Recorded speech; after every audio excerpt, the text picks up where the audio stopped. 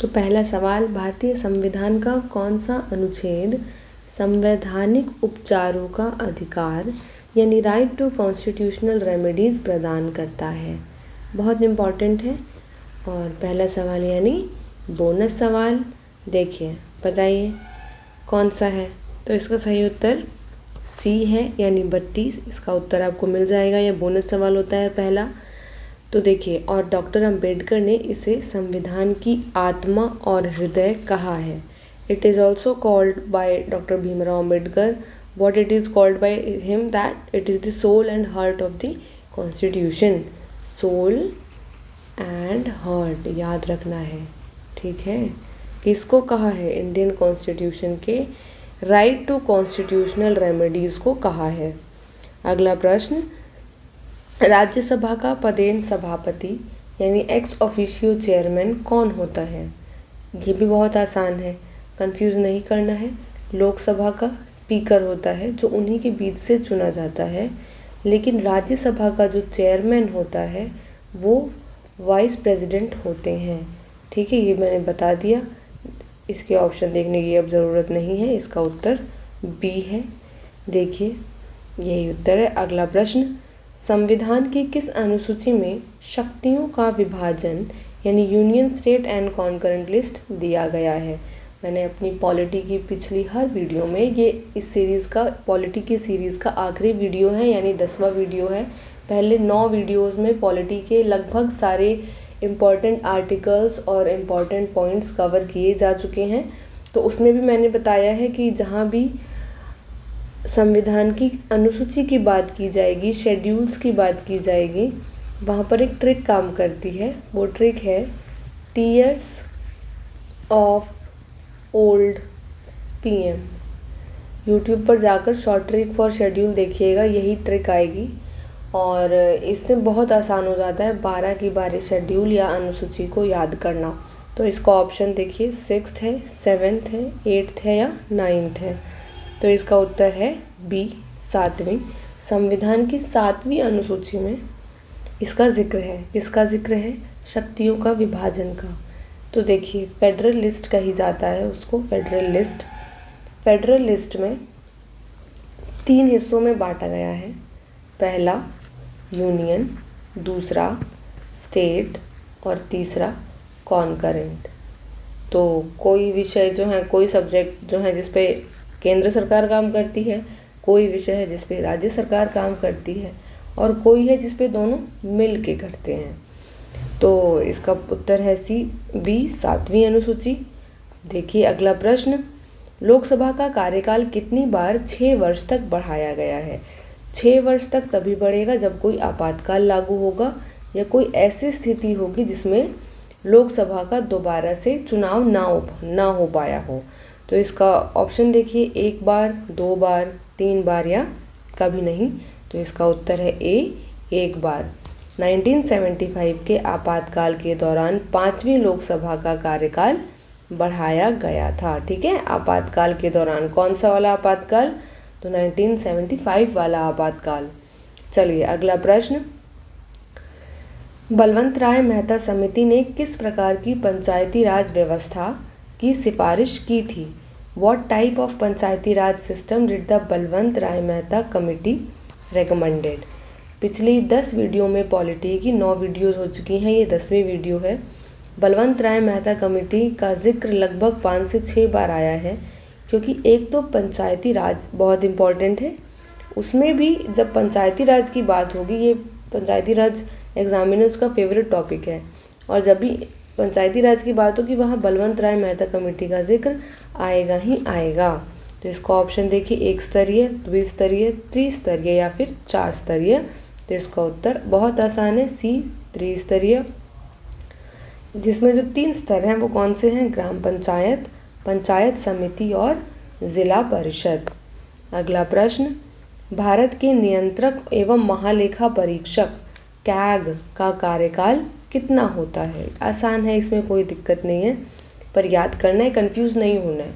2021 या 22 में सब चेंज किया गया था कुछ। तो देखिए ऑप्शन देखिए, 5 वर्ष, 6 वर्ष या 65 वर्ष की आयु, 6 वर्ष या 62 वर्ष की आयु या फिर राष्ट्रपति की इच्छा तक। तो इसका उत्तर है बी 6 वर्ष या 65 वर्ष की आयु जो भी पहले हो।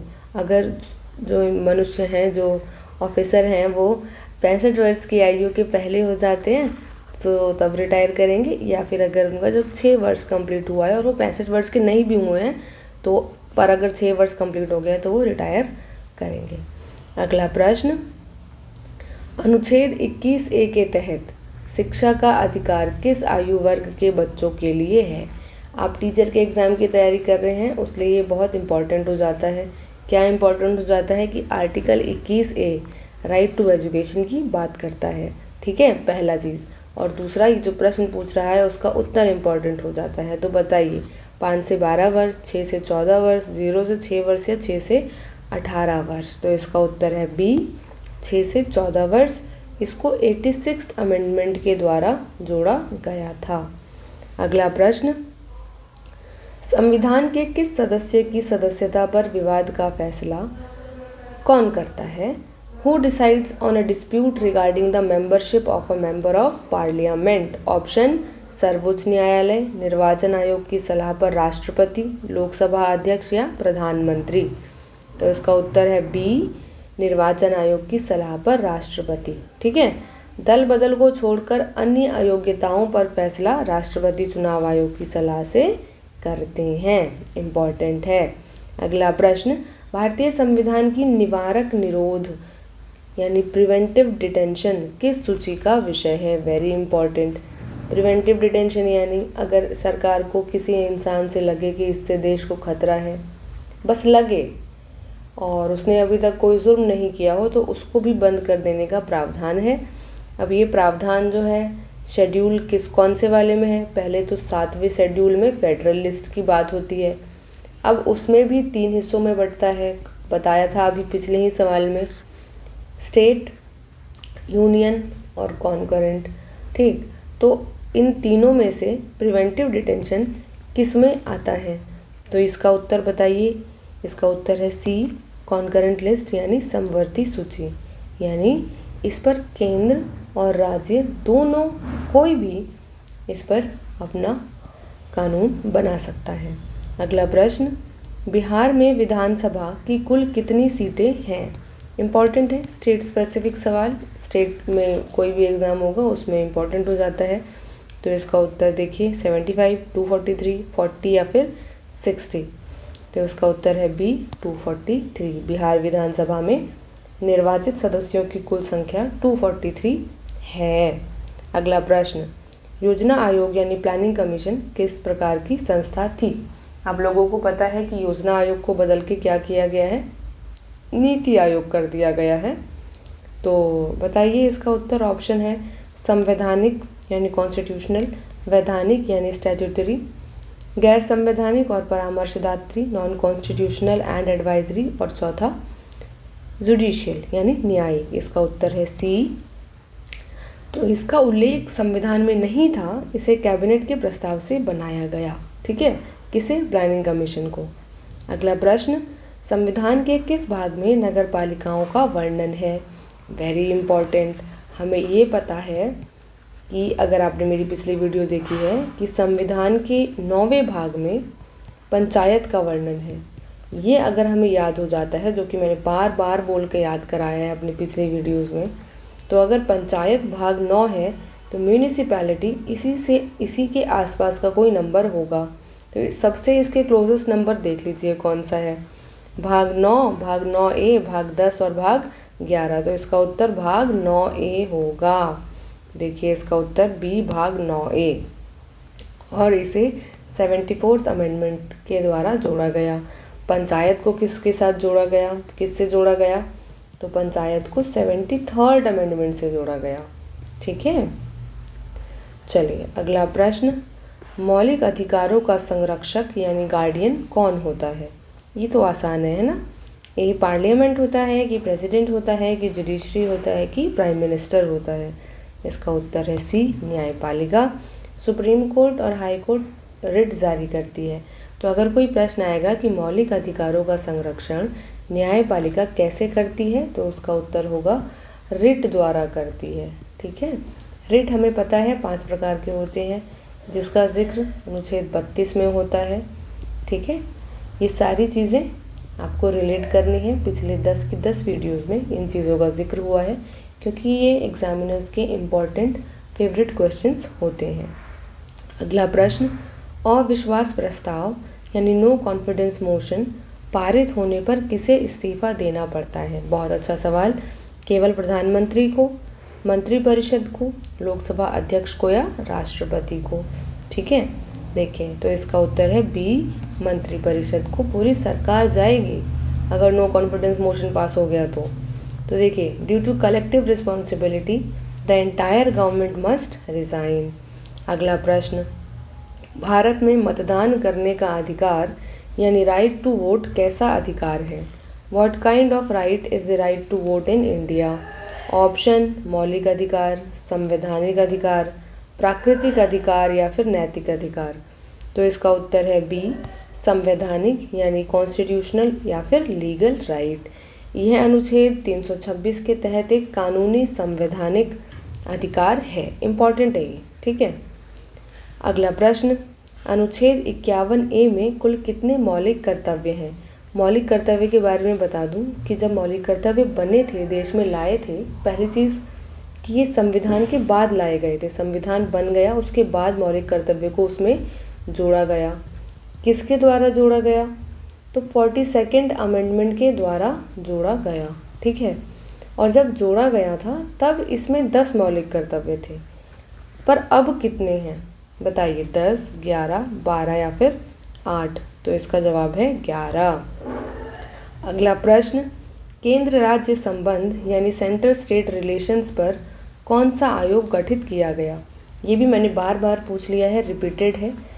देखिए, हमारी वीडियोस देखिए, बहुत इंपॉर्टेंट क्वेश्चंस को मैंने इतनी बार रिपीट ही करवा दिया है कि आप लोगों को याद हो जाएगा, उसको याद करने की ज़रूरत नहीं पड़ेगी। इतनी बार आपकी नज़रों के आगे से गुजर जाएगा वो सवाल कि एग्ज़ाम में आएगा तो दिमाग लगाने की ज़रूरत ही नहीं होगी। देखिए, इसका ऑप्शन है कोठारी आयोग, शाह आयोग, सरकारिया आयोग या फिर मंडल आयोग। तो इसका उत्तर है सी, सरकारिया आयोग। 1983 में जस्टिस रणजीत सिंह सरकारिया की अध्यक्षता में इसका गठन हुआ। ठीक, इम्पॉर्टेंट है। अगला प्रश्न, भारतीय संविधान की प्रस्तावना यानी प्रिएम्बल में समाजवादी शब्द कब जोड़ा गया? ऑप्शन, 44th अमेंडमेंट में, 42nd अमेंडमेंट में, 73rd अमेंडमेंट में या फिर 86th अमेंडमेंट में। देखें, हमें 73rd का पता है कि इसमें पंचायती राज हुआ, इसका पता है कि इसमें एजुकेशन से रिलेटेड काम हुआ। अब बचते हैं ये दोनों। ठीक है, ऐसे ही काम होता है। अगर हमारे पास बहुत सारी दूसरी इन्फॉर्मेशन होती है और उसमें से कभी 4 ऑप्शन आए जिसमें से हमें 3 का पता है कि ये किस काम का है, तो हमें पता होगा कि जो चौथा हमें नहीं आता है वही उसका आंसर होगा, है ना? तो देखिए, इसका उत्तर है बी, 42nd संशोधन द्वारा। क्या हुआ था इसमें? तो प्रस्तावना में ना सिर्फ सोशलिस्ट शब्द या फिर समाजवादी शब्द जोड़ा गया बल्कि इसके 3 शब्द नए जोड़े गए थे। वो 3 शब्द कौन कौन से हैं? समाजवादी, धर्मनिरपेक्ष और अखंडता। ठीक है, अगला प्रश्न, संसद यानी पार्लियामेंट के अंग कौन कौन से हैं? बहुत अच्छा। लोकसभा या राज्यसभा? लोकसभा, राष्ट्रपति, राज्यसभा और राष्ट्रपति, केवल लोकसभा या फिर लोकसभा, राज्यसभा और प्रधानमंत्री? तो देखिए, बच्चों को ना ये लगता है कि पार्लियामेंट यानी लोकसभा और राज्यसभा, लेकिन इसमें एक ट्विस्ट है, बहुत सुंदर ट्विस्ट है जो बच्चे गलत करते हैं। तो आप लोग मेरी वीडियो देखिए तो आप लोग ये गलती नहीं करेंगे। तो इसका उत्तर है बी, लोकसभा, राज्यसभा और राष्ट्रपति। राष्ट्रपति जो कि संसद में कहीं नज़र नहीं आते हैं, वो भी इसका पार्ट होते हैं। तो अनुच्छेद 79 के अनुसार संसद इन तीनों से मिलकर बनती है। अगला प्रश्न और आखिरी प्रश्न, और इस पॉलिटी सीरीज़ का भी आखिरी प्रश्न। इसके बाद हम लोग हिस्ट्री लेकर आ रहे हैं। हिस्ट्री के 20 सवाल हर रोज़ अगले 10 दिनों तक के लिए। प्रथम पिछड़ा वर्ग यानी फर्स्ट बैकवर्ड क्लासेस कमीशन के अध्यक्ष कौन थे? बहुत अच्छा सवाल है। ऑप्शन, बीपी मंडल, काका कालेलकर, भीमराव अंबेडकर या जगजीवन राम? तो इसका उत्तर है बी, काका कालेलकर। 1953 में काका कालेलकर की अध्यक्षता में पहला आयोग बना था।